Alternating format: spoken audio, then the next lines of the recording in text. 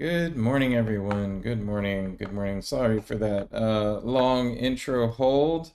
Just a few last minute things to take care of here on our end. It happens.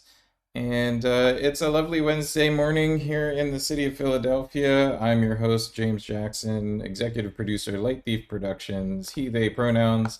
Welcome to another coffee break chat. It should be a lovely day today.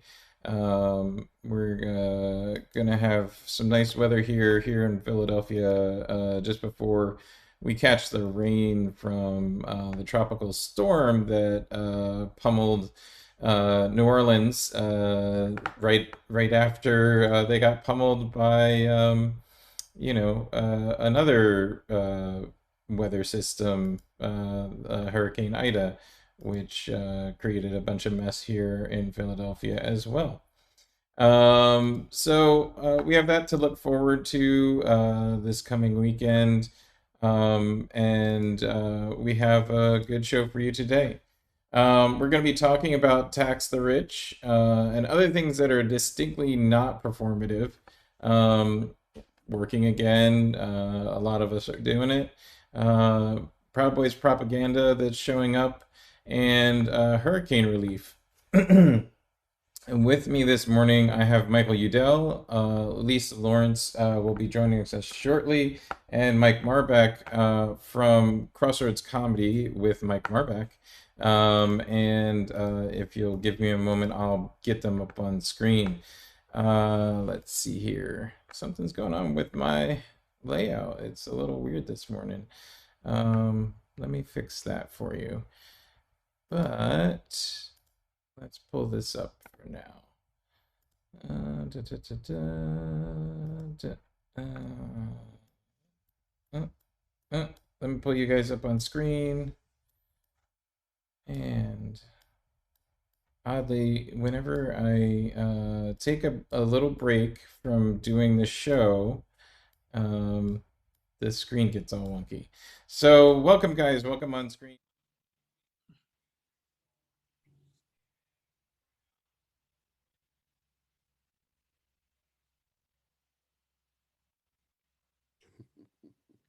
Yeah, Mike Marbach, he, him pronouns. I'm the founder of Crossroads Comedy Theater, formerly worked as artistic director of the Philly Improv Theater, education director of the Philly Improv Theater, and performer director, as well as other things there as well.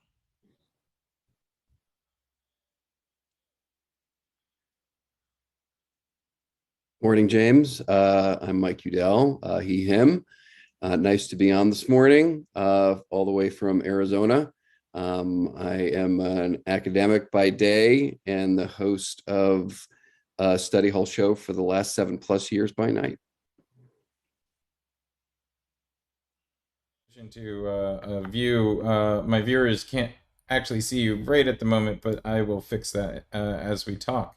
Apologies, viewers, for the weird layout problems this morning. We can get that fixed though. Please tell me a little bit more about Crossroads Comedy with Mike Marbach. It is just Crossroads Comedy Theater. It's not with there's no with Oh, Mike Marbach. Mike Marbach my there. associate producer got that one a little wrong. That's quite all right. I'm not that pretentious, I think. I think I'm the you deserve founder it of though, the Mike. I'm the founder of the theater. We formed officially in April of 2021. In the middle of the pandemic, great time to start business. And we pulled in some of the shows that we used to do at Philly Improv Theater, created and directed Study Hall since 2011. So we pulled that in, not yet rated an improvised movie, pulled that in, and also created some new things. Also had a podcast network, which was called the Water Cooler Podcast Network, mainly pop culture driven podcasts. So that's now under the Crossroads banner. So it's just one entity that used to be multiple entities with one ticketing system, one one banner, one ring to rule them all, kind of thing. And we do a lot of alternative comedy stuff, improv, sketch comedy, variety shows, right now we are renting space wherever we can get it, and just started our first classes in comedy, improv, and intro to sketch. Those are on our website, enrolling now. So yeah, that's the Crossroads in a nutshell. Great. And I'm sure Meg has been putting up your URLs in the comments on all of our social media outlets. So, any special things that folks should pay attention to on your social media info? Sometimes we run sales on shows and classes, so you can check, be on the lookout for those. The podcasts that we do are always available. You don't have to leave the house. You don't have to risk getting any kind of sickness, COVID or otherwise, to listen to those. And even some of the shows that we do are virtual. We've done a ton of study hall shows online over the past year or so that Michael has been running both from in Philly and Arizona. So yeah, there's something whether you can leave the house or not. So yeah, Yeah, there's we a everything. lot of us haven't left the house lately. Yeah. I know I just left the house really for the first outside the house gig in a while, which is we Light Thief produces short films and stuff as well as doing digital broadcasting, and we did our first short film indie film project in about well, I guess it's been about 2 years. Excuse me. And this past weekend, and I was thinking the whole time, I'm thinking, wow, we used to do this all the time. Yeah. I don't know how has the pandemic affected producing creating a show like yours when you're in your consideration of time and expense and where when you're going to dedicate time to something. Uh, I mean, Michael can speak to some of this. He's been super helpful in kind of guiding some of the things that we've done over the last year and a half, both on screen and behind the scenes, as it relates to COVID. So before I say anything, do you want to say anything, Michael? Sure. I mean, let me just first say that in a during a tough time where we were, sent indoors, facing a lot of tragedy. What I think Mike and Crossroads have done is to find a way to be both respectful of the moment, but to also give people an outlet,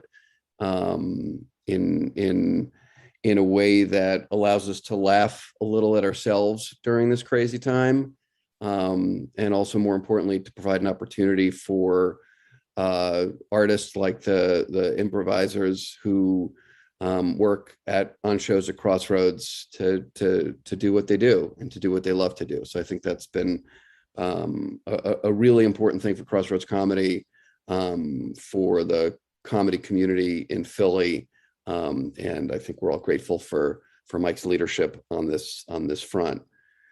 In terms of being able to do this during COVID, I think we've had, sorry, that's my dog going bananas in the background. No I think, worries, we're all working from home, so I think we've all had um, a tough time at it, but what's been great about Study Hall and some of the other Crossroads shows is, again, like I said a moment ago, just giving people an opportunity to get out there safely, and bringing people together. We've had huge audiences for our shows during these times. We've had small audiences, but we've persevered, and I think that's important. In terms of what's safe and what's not, I'm a public health guy by day, and I think that we've done our best to follow the CDC in Philadelphia Department of Public Health recommendations to keep our performers safe, and to keep our audiences safe. During the worst of COVID, that meant being online. And now it means either you're masked and vaccinated or you're not coming to our shows. And we That's even it. went I'm beyond sorry. the CDC guidelines at times in the city of Philadelphia, because when we first had our live shows in June, our first live show ever was on June 13th, which was the day where Philly was like, "Hey, everybody, COVID's done. Take off your masks and throw them up in the air. Everybody gather around as tightly as you can." It's a little, And and we were all of us in the performance arts were like, it seems a little too early for that. yeah, it We've was. gathered in places with large numbers of people and gotten sick, and yeah. Mhm. Sorry. Yeah, it absolutely was too early. So that day we kept our mask guidelines in effect. We kept our seating restrictions in place. And we made sure going into that all our performers were vaccinated. Now going into uh, August, we had every performer, not just our performers that were coming to the theater, had to be vaccinated. And going to Fringe, everybody that's coming into the theater has to be vaccinated, and they're still going to be masked. And we're still keeping the restrictions for seating in place. So that was the interesting point. There's news out there. I don't know the comedian, but apparently, I don't know what list you would classify him. A comedian decided that he was going to cancel all of his Michigan shows because Michigan's Department of Health is requiring that venues uh, request the vaccination status of all attendees. And he said that, as a form of protest, he was canceling all of his shows um, in Michigan until audiences were free to do as they pleased. Um, I don't quite understand this pushback on you know, just uh, having people be aware that there is a deadly virus that is, and it, let me say directly to my audience, it is much more deadly than the cold and flu virus. It is much more deadly and more communicable than anything anybody's comparing it to. If you look at the communicability and death rates for it, it rivals the Black Plague. I think, in fact, it was like number three of deadliest ever diseases that has been in the human population. But I could go on that tangent for hours. But I don't understand the impetus of a performer who relies on an audience. Um, like I want my audiences to be healthy. You guys, sound like you want your audiences to be healthy. Yeah, Um, preferably. yeah, I don't, like I don't want somebody to come into my show and getting sick. Yeah, and generally the idea of theater companies, comedians, anyone in the arts is to grow your fan base, grow your supporters. So the idea that someone's pushing back on keeping them safe and healthy, not the best It's plan. a new strategy. I'm going to shrink my fan base, which Yeah, is essentially the GOP strategy right now. If we're going to talk, it is. the bigger picture is, Mm-hmm.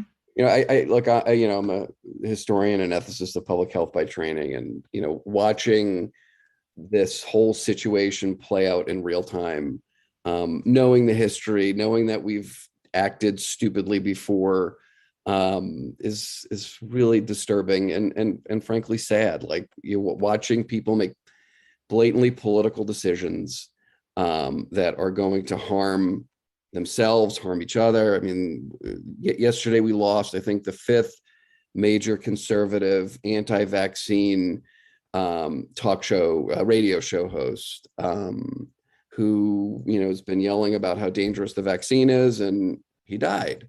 The thing I want to emphasize is we, Crossroads is probably taking being hyper cautious. We are taking extreme precautions in our shows, because we know, first of all, that the vaccine is very effective, it is very safe, and that people can gather responsibly, if they're vaccinated.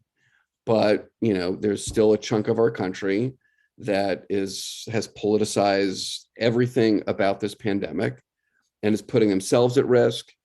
And I think, for those of us with young kids like myself who cannot be vaccinated yet, that's a big and a major concern at the moment. That Yeah, I mean, I have a newborn. She's 3 months, and Congratulations. thank you, Congrats. thank you. And every time we go out, every time we consider, you know, whether to travel someplace or whether to do something, it's a question of, all right, well, how dangerous is this? How much risk am I willing to accept? She's theoretically vaccinated in utero, but at the same time, how much risk is still remaining, especially with the Delta variant that attacks children at much higher rates than any of the previous variants. It's all what you were saying reminds me of that meme that's going around.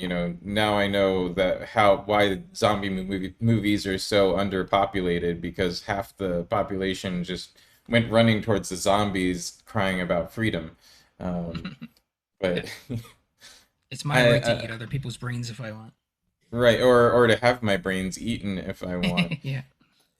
Would this whole thing be as big a deal if the consequences, like if it was leprosy, if people had limbs falling off, um, rather than dying? I don't know. There would surely Um, be conspiracy theories around it. oh yeah, yeah. People, big pharma is just removing limbs willy nilly. Hmm. We People didn't don't. have those arms and legs to begin with. I went down to the clinic, and I saw stacks of limbs in a freezer truck. Yeah. They're just bringing them in one side and then taking them out the other. So just to continue with your show, where can people see your show? When's the next show that you have on? What can we expect? Yeah. We are in the Philly Fringe Festival. Our week is coming up starting the 22nd of September through the 27th of September. We have the main Crossroads shows that we do, including Study Hall, which is comedy inspired by lectures, which Michael can talk about as he's been willingly, surprisingly, a part of it for the last 9 years when it started in the Philly Science Festival. Um, where we have comedy inspired by lectures. A lot of it, especially over the last year, has been public health related. I just booked somebody for the Saturday show on the 25th. I did not realize that is also a public health person, Dr. Tiffany Montgomery from Temple. So it'll be another public health special in addition to the other ones that we've done over the many years. We have Not Yet Rated, an improvised movie, which is exactly what it sounds like. The cast improvises a full movie right on the spot. We spin a wheel of genres, do the genre that's picked along with audience suggestions. And even Jack O'Keefe, who will be in the booth, will be improvising the soundtrack and score as the movie plays out. That's super fun. One of our newer shows, Extra Extra, comedy inspired by the news, much like Study Hall, aims to educate as well as entertain. And you watch the news, which varies from fluff pieces, animals riding skateboards or surfboards or whatever we might find, to more serious things about voter rights, voter suppression, COVID.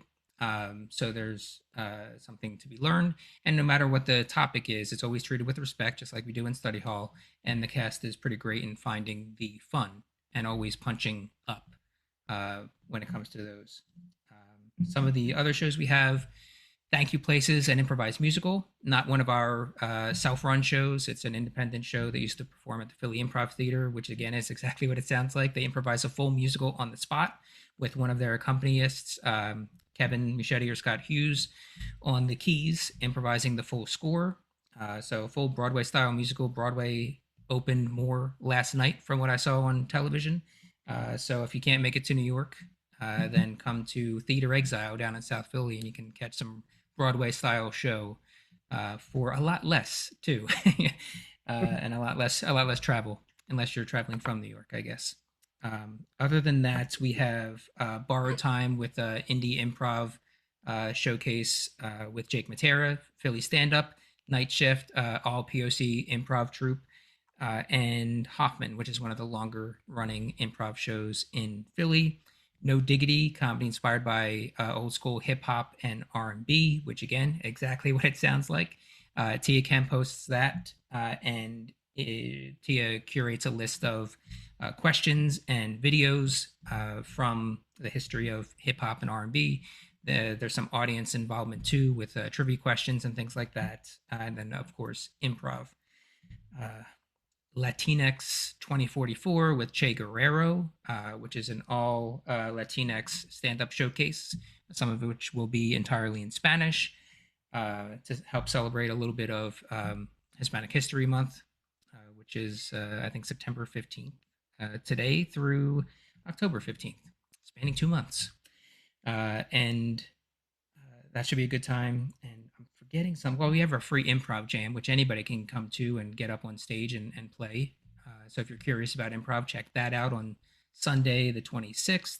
And Sketch Buffet, which is a sketch comedy showcase. So Philly area sketch comedians who haven't had the ability to do too much. We had sketch for the first time in Philly in a year, or even more so, back in our July show. We're bringing a little bit back, and then it will be back again in December.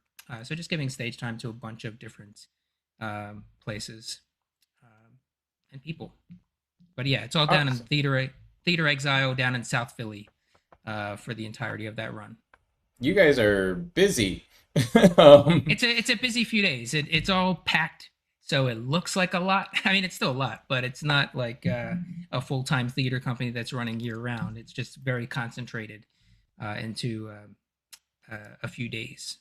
But yes, that is a very busy few days for our small new theater, for sure. And I love Theater Exile's new space. I've been there a couple of times, and I live right down the street.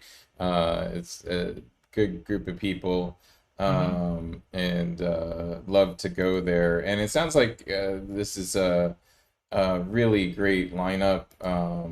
The topics that you're covering are fascinating, and it's in line with. I'm glad you guys are on the show, because it's in line with the whole thing that I try to do here.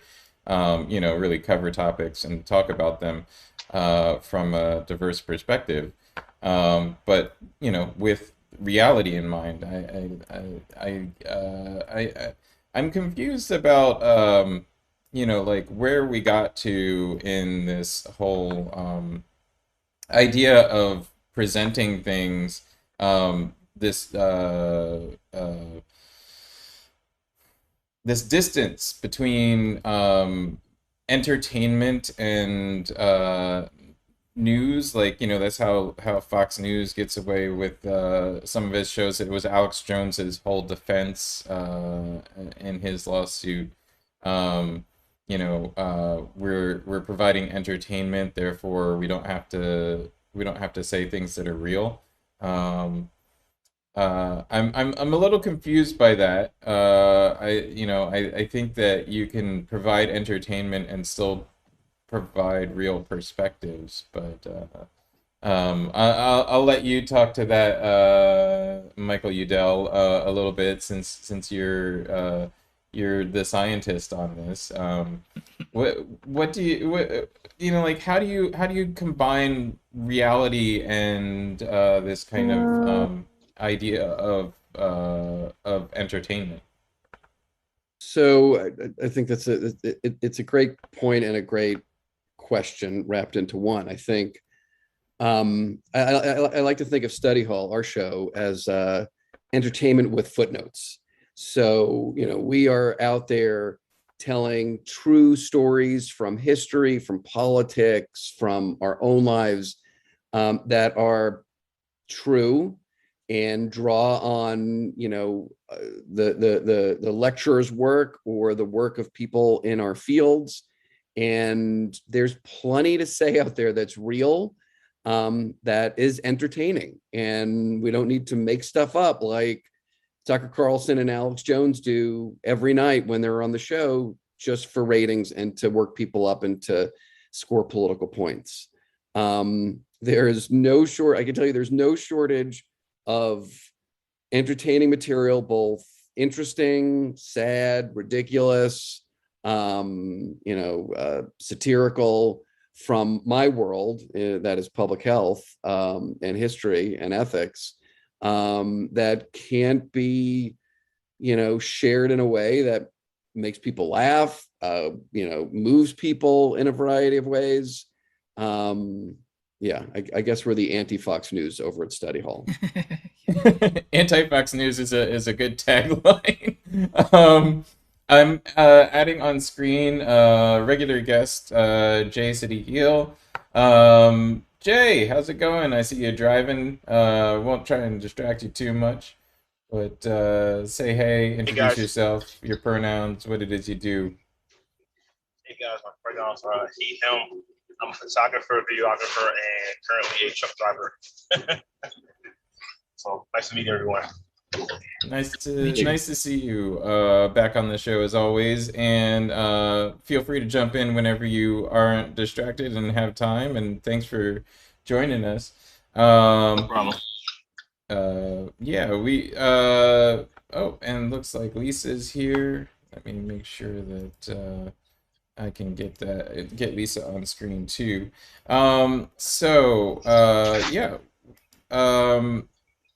The interesting thing to me about all of this is that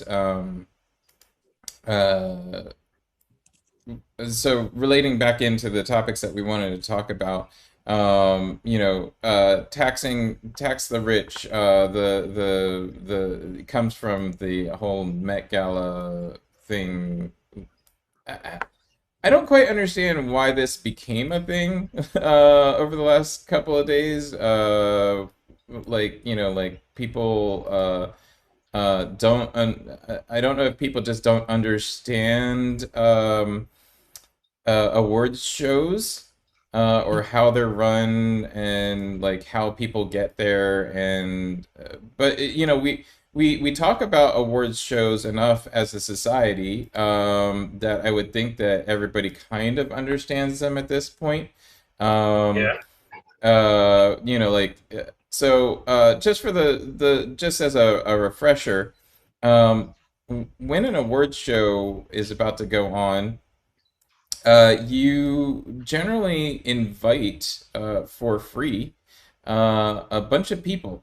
The people that are going to get awards, the people that are nominated for awards, a bunch of, named celebrities, and local politicians as well, because you want that political clout of having served a local politician something with a nice time, and you want them to support your next project. So all of that is how awards shows get made. The people attending award shows usually get their clothing for free. They usually get transportation to and from for free, and they usually get a free meal out of it. So it's not that hard a concept to understand why somebody like Alexandria Ocasio-Cortez would be wearing a dress that says "tax the rich," and it isn't a performative action. It is an actual statement because she's standing there with the people that she wants taxed. But she's attending an event that's $35,000 a ticket. So it's like, okay, I'm protesting it, but you're there. So I don't really see the validity in your statement because you're there and you're loving every minute of it. So it's like, I'm against the Klan when I'm at a rally. Like, wait a minute. Well, you don't think you don't Wait a think well second, I Jay. mean all right, but like let I mean that's a little extreme example because a bunch of Black Panthers show up at a rally, you're gonna die. Somebody's gonna die anyway. Nah, just play Um, Scrabble. but I'm saying like you could show up to a Klan rally with a bunch of Black Panthers and it would be a valid protest. You're it's the same thing. You're going in the lion's den. Um, I also want to welcome on screen Lisa Lawrence. Lisa is with Crossroads Comedy as well. Lisa, please introduce yourself, your pronouns, and what it is you do. Hi, thanks for having me. My name is Lisa Lawrence. My pronouns are she, her. I am a producer, operations manager, um, and working with Crossroads, we manage front of the house, patron services, managing volunteers, and the front of the house team. Awesome. Thanks so much for being with us. And so just to get back into the topic, um, I find it not performative in that that it is going into the lion's den to Jay's point. You got a lot of people there that might not agree with the idea of taxing the rich. And also when AOC says tax the rich, she doesn't mean like somebody making $400,000 a year. She means somebody pulling down like 2 million a minute, like Mr. Bezos. Exactly. Yeah. Yeah. Um, yeah, like speaking of non-performative ways of uh protesting and doing things. From some of the descriptions, Mike and Michael, of some of the shows, it sounds like you guys are being very intentionally inclusive in your productions. uh, Trying to. I mean, there's always room for improvement, but yeah, doing what we can. Yeah. Yeah, I mean, I find that super important. It is a conversation piece in Philly theater right now. You have protests against various organizations in Philadelphia theater. Uh, you I mean, not to toot my own horn, I've been saying this kind of stuff since the late '90s. But it's important to be inclusive, both front of house and on stage, and in your production team as well. I think you know. I suppose you guys could speak to that. What has been your experience? Have you felt, is this inclusiveness an intentional choice, or is it something that, and if or if not, is it something that you've noticed as it's become more and more prevalent in your shows? Uh, I would say it's definitely intentional. As I mentioned a moment ago, there's still always room for a lot of improvement. But for us, a lot of what we do is improv shows. Improv is completely made up on the spot. Everything is based on your own experiences. So if all we have are straight white dudes up on stage, that's what they're going to show. And everything that they improvise is going to be inspired by that point of view. Whereas if we have a more diverse group of people on stage, you're going to have a much fuller picture of what's going on in the world and within the world of that particular created, improvised reality. Yeah, it's just going to be much more entertaining that way too. Yeah. Michael Yudell, any thoughts on including perspective in shows, benefits, detractions? How does this affect what you talk about, your topics, your and views that you get, even in your more reality related shows. Oh, you're muted, sir. Apologies. I think this is one of the most important contributions that Crossroads is contributing right now to the comedy scene in Philly, which is that our shows are diverse, in both the people who are on stage and in the perspectives that we bring. And I can tell you, for someone who lectures on a wide variety of topics, it would be kind of boring if I was lecturing to people just like me. And I think, I talk about some intense topics. My own research is about autism, and neurodiversity, and talking about those issues on stage. I have to trust that the comedians are going to handle these issues with sensitivity, and also understand from their own lives and perspectives, that there is a pretty fine line between generating comedy that is insulting or harmful to whatever topic I'm talking about, or generating comedy that really appreciates the communities that we are discussing, and sometimes laughing with, sometimes laughing at. And I can think of different lectures over the years where the comedy could pivot to satire, and then could pivot to really moving moments because of the people who were on stage with us, that I don't think would have occurred if we were a non-diverse crowd. Lisa, you interact with your audiences a lot, I presume, just by your position description. What would you say is the audience perspective on this diversity and this diverse presentation? I think the first thing that will come to mind is that our audiences are so much more committed to us because we do reflect who they are. Our audiences can come and they can see folks who look like them, who have similar experiences, who are open, who actually listen to each other on stage, which in a great regard, the fact that our performers are able to listen and to pivot and to be flexible, that sets the tone for what it is that we do. So our audience come in with high expectations and leave with their expectations exceeded.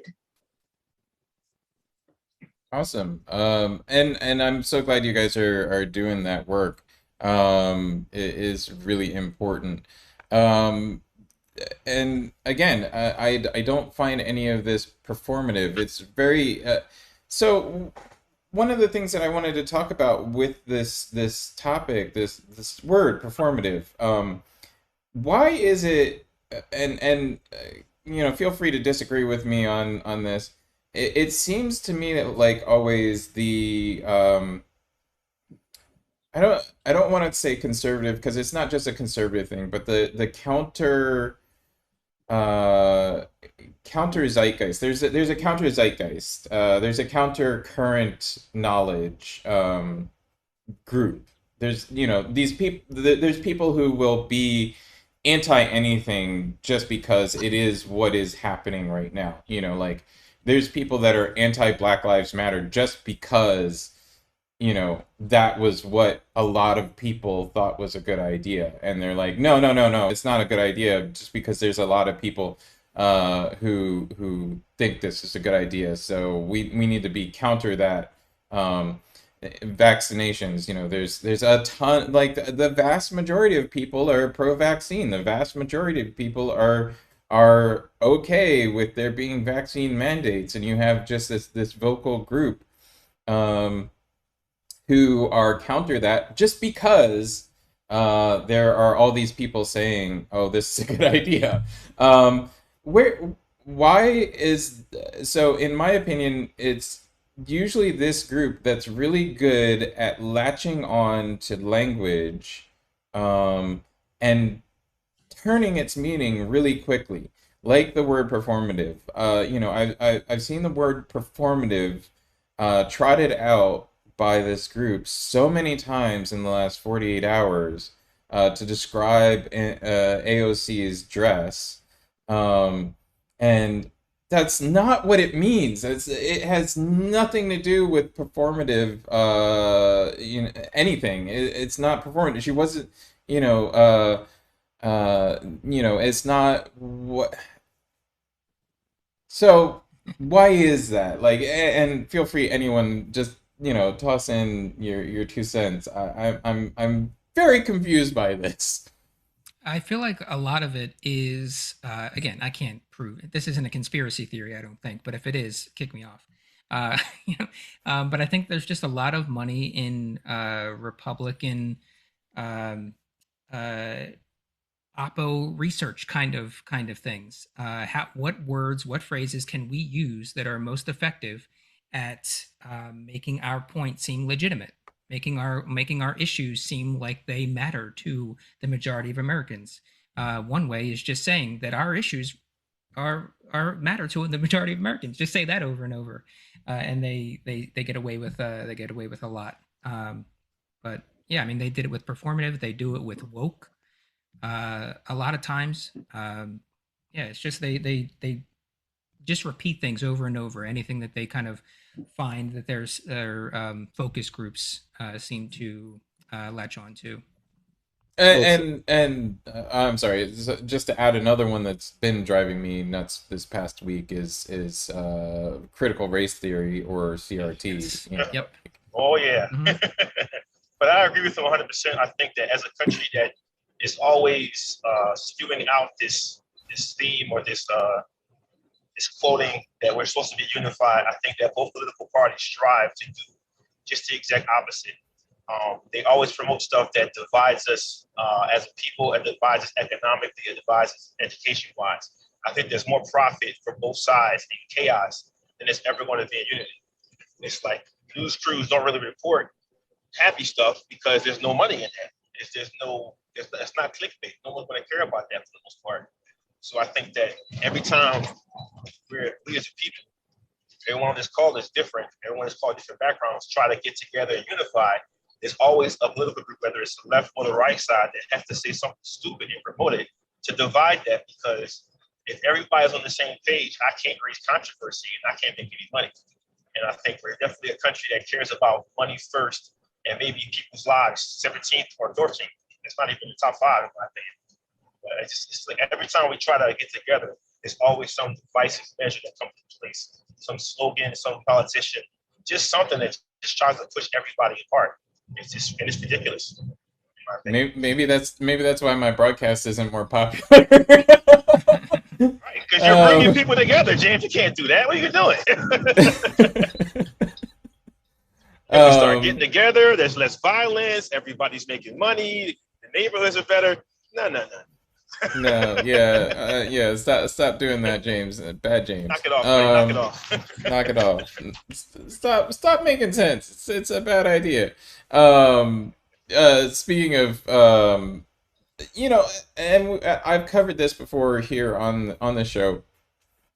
Even somebody who tries to think through the implications of what they're covering, like I do, and my team does. We try and analyze articles and things that we're promoting and make sure that the implication is for the net positive, for the net good. And it's very difficult to uh, to stay on track with that, because it is much easier to get an audience engaged with something that they dislike. So yeah. Maybe that's part of the problem. I don't know uh, where did it become easier to get an audience engaged with something that they don't like? I'm not certain on that. Uh, Anybody have any thoughts on that one? I'm never sure on that. I like watching things that I like. I don't like cringe comedy, for instance. Like makes me on edge. I don't do that. Um, I don't know. Feel free to jump in. Yeah, I'm just off on a tangent here, but I just wanted to come back to your original question about why folks jumped on the term performative and wanted to like amplify that, and taking from what both Mike and Jay, Johnny Jay. Jay. Oh, lost you there for a sec. Yep, lost you. You're muted. Sorry, let me unmute you. There we go. There you go. Am I back? You're back. Thank you. So there were a few things that I heard: language, division, capitalism. You think about it, it does cause chaos, right? But what it does most is it makes people focus on the division only and completely ignore what action will be required to make a significant change, what solutions people can bring to the situation. It completely really closes off the conversation and does nothing but allow people's impulsive responses to something that's being uplifted as just being controversial. And that's the only thing people focus on. So then they lose the momentum of actually talking about things that can be done to change it. For example, I would be interested to hear what those same people would, in fact, want AOC to actually have done with her time and her platform in that moment. Instead of just calling her out for this, completely what they feel like is an irresponsible moment. So what it is, you need to then start shifting that conversation. So the things that we talk about with Crossroads or within my business, Lola Ivory Productions, is okay, here are the gaps that we see. What can we actually do? A quick and easy thing to do is identify who our audience is, understand exactly where they come from, and change the way you market not only your productions, but also your casting. Get people exactly from where folks are coming from to end up being on stage, to really shift the way that you're thinking, and to open up your community to more voices and to, a broader variety of folks. But I think a big thing is they focus on nothing but the controversy and completely leave the action and the solution without taking any action towards that movement. Fully agreed. Lisa, you And just described the entire Republican Party. fully agreed that we do need to we focus on refocus, especially in coverage, in production, in things that touch audiences on solutions and offering solutions. Even if they're not the right solution or the only solution, it is a good idea to offer some level of solution to problems. And as a rough segue, speaking of which, sorry, my segues are bad and good sometimes. The Hurricane Ida, the damage from Hurricane Ida that affected the Philadelphia area, affected the whole East Coast up into the Northeast as well. I was talking last week about there not having been a disaster declaration, there not being, federal money dedicated to it, etc. And it looks like, that was on a lot of people's minds. Folks did contact their representatives, contacted the federal government, and that is now not the case any longer. So I had reached out on social media to a couple of representatives about some situations that I know here locally and Senator Street, Senator Sharif Street, notified me and other folks on that social media that there is now federal relief available. So if you were impacted by Hurricane Ida, please, it behooves you to go ahead and seek out that relief. I know, we're just coming off of the pandemic. A lot of people needed relief from that. We're starting to get back to work again, and to have another natural disaster, it seems like we're just going back to the government again to get help. But in this particular case, that's what the government's job is. So, Pretty much. yeah.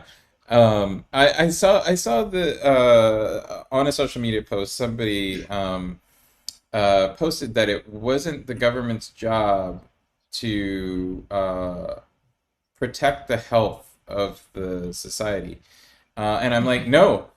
It's main jobs. Yeah, that's like one of the three things that governments are formed to do. Don't we in have its entire entire departments dedicated to health in the government? Yes, So why yes, would we do. never mind. That's a different question. I don't Never mind. know. I'm sorry. I My get bad. I get frustrated with this stuff, man. Just hand them the matches and the dynamite and step back. Don't question it. Grandpa taught me that. No, son, just stay this way. Let's see where it goes. I don't get it. Like sometimes I don't get I like you get folks just saying random stuff, and then it's just completely not true. And how do you argue with that?